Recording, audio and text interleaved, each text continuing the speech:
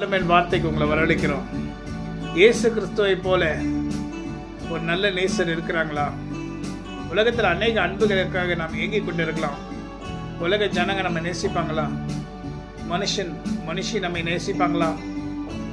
தாய் தகப்பனார் யாராக இருந்தாலும் நம்ம பிள்ளைகள் நம்மை நேசிப்பாங்களா அப்படின்னு ஏங்கிக் கொண்டு இருக்கிற நாட்களில் நாம் இருக்கிறோம்.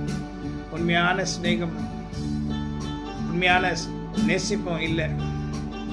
ஆனால் கர்த்தர் நம்மை நேசிக்கிற அன்பில் அவர் நேசிக்கிறார். அதுக்கு இணையான அன்பு வேற எங்கேயுமே நாம் பார்க்க முடியாது. எந்த சூழ்நிலை வந்தாலும் உன்னை நேசிக்கிறதை அவர் மறக்க மாட்டார். Can I sing you one song? Beautiful song. இயேசுவை போல எனக்கொரு நேசர் உலகில் வேறில்லை.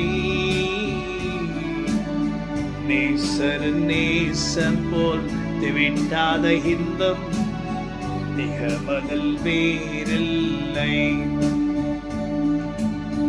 அலைந்திட்டேன் பல நாள் அமைதலும் இல்லையே, அன்பினை அறியும் முன்னே நேசரின் காலடி தொடர்ந்துட்ட பின்னே அறிந்தேனும் அன்பினையே. ஆண்டுடைய அன்பு போல வேற எந்த அன்பும் இல்லை. உலகத்தில் அநேக அன்புக்காக ஏங்கி நீங்க போயிருக்கலாம்.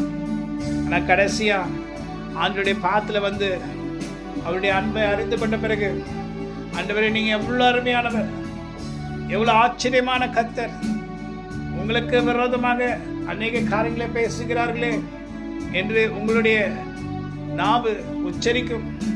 ஏன்னா அவர் அவ்வளவு இனிமையமானவராயிருக்கிறார்.